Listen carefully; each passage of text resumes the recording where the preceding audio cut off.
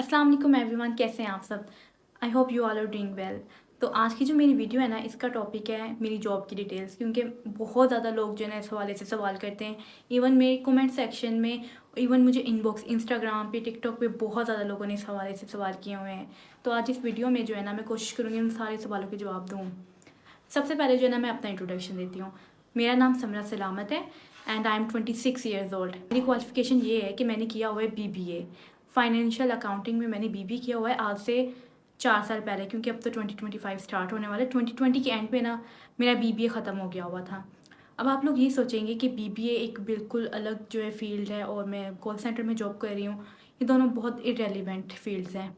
लेकिन मैं आपको बताना चाहूँगी, अगर आपको ये लग रहा है कि ये इरेलीवेंट फील्ड है, तो मेरी जो बाकी जॉब्स हैं वो तो बिल्कुल इरेलीवेंट थी। क्योंकि मैंने ना एज सच कोई कह लें कैरियर प्लानिंग नहीं थी, कोई कंसल्टेशन नहीं थी, बस जो समझ आया वो कर लिया। क्योंकि मैं जॉब जो है अभी से नहीं कर रही हूँ। मेरा ख़्याल है मैं, हाँ, 10th क्लास जब मैं 14 ईयर्स की थी, जब मेरा मैट्रिक हो गया हुआ था, तब जो है ना मैंने अपनी सबसे पहली जो है ना जॉब तब की थी। तब मैंने ये किया था कि 14 साल की उम्र में जब मेरा मैट्रिक हो गया था ना, उसके बाद ना मैंने अपने घर के पास ही एक स्कूल था, उसमें जॉब स्टार्ट की थी। तब मेरी फर्स्ट सैलरी थी 2000 रुपीज़। तो मैं उसमें भी बहुत खुश थी, क्योंकि ओबियसली वो मेरी पहली कमाई थी। उसके बाद से जो है ना मैं पार्ट टाइम जॉब करती थी, क्योंकि मैंने आईकॉम किया था। आईकॉम मैंने किया था प्राइवेट, और साथ में स्कूल में टीचिंग करती थी, इस तरह प्राइवेट जॉब्स करती थी। बाद में मैं यूनिवर्सिटी गई हूँ BBA करने के लिए। वहाँ पे भी ये था कि मॉर्निंग अगर मैं यूनिवर्सिटी जा रही हूँ तो सेकंड टाइम जो मैं पार्ट टाइम किसी अकेडमी में रिसेप्शनिस्ट थी, इस तरह की जॉब करती थी। जब मेरा यूनिवर्सिटी का लास्ट ईयर था ना, तब ये हुआ था कि लास्ट ईयर में ना मैंने तकरीबन 5-6 माह ना एक कॉल सेंटर में काम किया था। वो मेरी फ़र्स्ट जॉब थी। लेकिन वो जो है फिर मुझे किसी रीज़न की वजह से उसको छोड़ना पड़ा। वो छोड़ने के बाद जो है ना फिर 1 साल मैंने गैप लिया, मैंने कोई जॉब नहीं की अपनी स्टडीज़ के बाद, और मैंने BBA के बाद स्टडी भी कंटिन्यू नहीं की।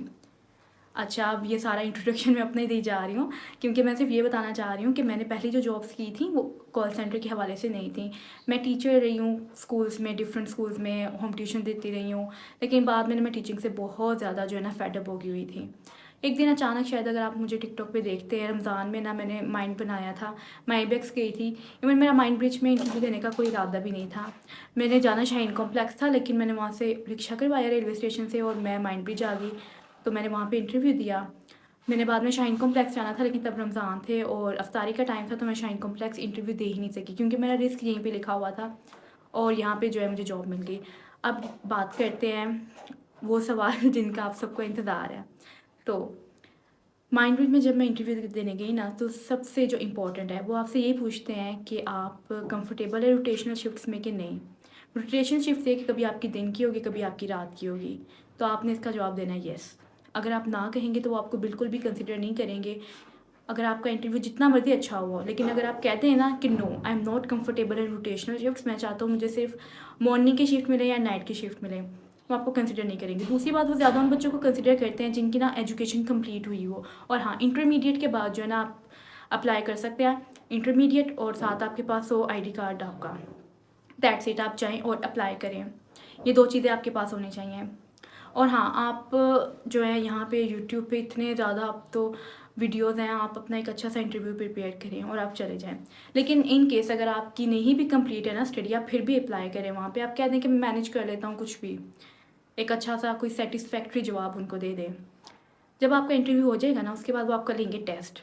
टेस्ट जो है ना, ये किस्म का आइल्स का जिस तरह टेस्ट होता है ना, ये हम यही कह सकते हैं कि उस तरह होता है। कुछ MCQs होते हैं, उसमें प्रपोजिशन वगैरह होती है, मतलब बेसिक इंग्लिश वो आपकी देखते हैं कितनी अच्छी है। उसके अलावा फिर अब तो मुझे याद भी नहीं, क्योंकि 8-9 माह हो चुके हैं इस बात को। लेकिन ना एक वॉइस आपको सुनाते हैं, फिर आपने उसके अकॉर्डिंगली देखना होता है कि सेंटेंस में कौन सा वर्ड जो है वो आएगा और कौन सा नहीं आएगा। उसके कुछ ऑप्शंस भी होते हैं। फिर आपकी टाइपिंग स्पीड जो है वो थोड़ी सी देखते हैं, और ये देखते हैं कि आपकी ग्रामर कितनी अच्छी है। उसके लिए जो है ना एक ऐसे आपने लिखना होता है माई सेल्फ पे ऊपर। कुछ वर्ड्स होते हैं, मे बी 200 या 250 इतना आपने देना होता है। मेरे जो उसमें मार्क्स थे वो थे 75% आए थे। बात करें अगर सैलरी की कि माइंड ब्रिज में कितनी सैलरी है, तो वो सैलरी फिक्स नहीं है, क्योंकि वहाँ पे जो सैलरी डिपेंड करती है ना, वो करती है डिपेंड हर अलग अलग कैंपेन पे, आवर्स पे और आपकी डेज़ पे। ठीक है, मेरी भी सैलरी जो वो फिक्स नहीं है। ठीक है, वहाँ पे ये होता है कि आपका जो पर आवर इतना रेट है, फॉर एग्जांपल 190 210, और आपको डेज़ के हिसाब से सैलरी मिलती है। जब आपको सैलरी बताते हैं वो 26 डेज़ के हिसाब से बताते हैं, तो आपके जितने डेज़ भी होते हैं 23 22 उस हिसाब से ना आपको सैलरी मिलती है।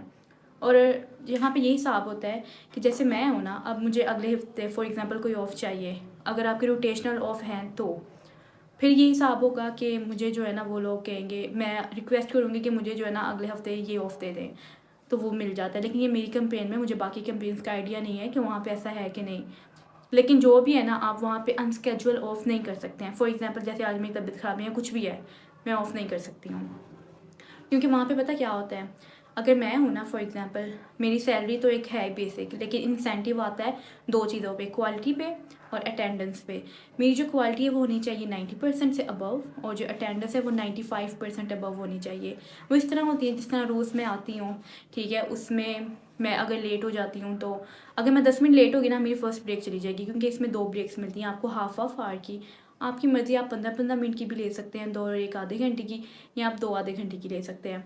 अगर आप लेट आते हैं अपनी ब्रेक से, ठीक है, तो आपका जितना टाइम डिले होगा ना, आपके इतने पैसे कटते जाएंगे, ठीक है। ये सारा हिसाब होता है यहाँ पे, यानी कि वो आपको बहुत ज़्यादा डिसिप्लिन्ड और पंक्चुअल कर देते हैं। फॉर एग्जांपल मेरी शिफ्ट है 8 बजे की, मैं 8 बज के अगर 10 मिनट से 1 सेकंड भी लेट होंगी ना, मेरी फ़र्स्ट ब्रेक चली जाएगी। और अगर मैं 8:30 आती हूँ तो मेरी दोनों ब्रेक्स चली जाएंगी। फिर जो है पूरी शिफ्ट मुझे बैठना पड़ेगा। ईबी होती है इमरजेंसी ब्रेक, जो कि मुझे मिल सकती है सिर्फ और सिर्फ 15 मिनट की, दैट्स इट। ये यहाँ पे थोड़े से ना स्ट्रिक्ट रूल्स हैं। फॉर एग्जांपल अगर मुझे अगले हफ्ते कोई ऑफ चाहिए, मुझे इसी हफ्ते बात करनी पड़ेगी, और वो भी कंफर्म नहीं मुझे मिलेगा कि नहीं मिलेगा, ठीक है। ईद वगैरह पे किसी त्यौहार पे कोई छुट्टी नहीं है वहाँ पे। इवन मैं ईद पे भी गई हूँ, दोनों ईद जो है छोटी बड़ी, मैं हर ईद पे गई हूँ वहाँ पे, ठीक है। तो ईद पे जो है आपको कोई ऑफ़ नहीं होता वहाँ पे, अगर कोई पब्लिक हॉलीडे है आपको कोई ऑफ़ नहीं होता वहाँ पे। लेकिन हाँ ये है कि आप अगर वहाँ पे जाते हैं, आप डिसिप्लिन बहुत ज़्यादा हो जाते हैं, आपका जो पैकेज है ना वो बाकी जगहों की निस्बत थोड़ा बेहतर होता है, आपको एक्सपीरियंस अच्छा मिल जाता है, ठीक है। और वहाँ के रूल्स कुछ अच्छे भी हैं, आपको पैकेज, आपका जो सैलरी है वो आपको टाइम से मिलती है, ठीक है। आपकी सैलरी जो है उसमें बहुत ज़्यादा डिडक्शन जो होती है ना, वो आपको पहले सारी पता है कि इन इन बातों पे डिडक्शन है, अगर आप उन पे अमल करें तो आपको ऑब्वियसली डिडक्शन नहीं होगी। तो मेरा ख्याल है मैंने काफ़ी हद तक बहुत ज़्यादा जो सवाल है उनका जवाब दे दिया हुआ है। फिर भी अगर आपका कोई सवाल है तो आप नीचे कमेंट्स में मेरे से पूछ सकते हैं। मैं कोशिश करूँगी फिर एक और इस पे वीडियो बनाऊँ और जितने भी सवाल हैं उन सबका जवाब दे सकूँ। So anyhow, that's it for today's video. I hope you like it. If you did, so you know what to do. Like, subscribe and share. मिलते हैं फिर अगले व्लॉग में। अल्लाह हाफिज़।